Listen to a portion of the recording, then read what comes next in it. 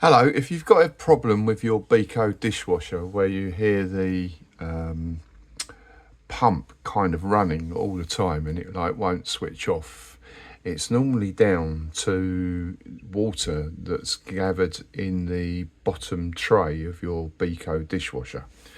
Now the tray itself is a plastic tray, and in here it has a flotation device.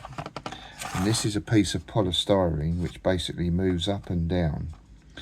Now, if the water gets into this area, this piece of polystyrene rises and it hits a small sensor switch on the back there, which if I press it, you will hear the pump motor run.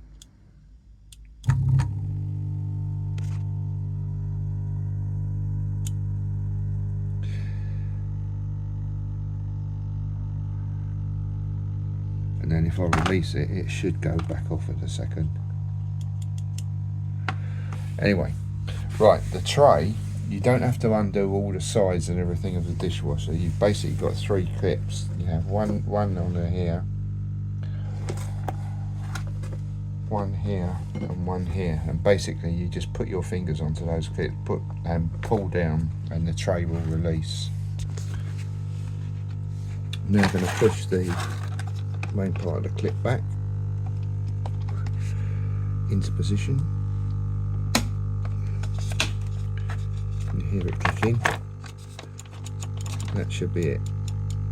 I can hear the little switch there working. Right, hopefully that will, and as you can see, the 1, 2, as you can see there's where are we?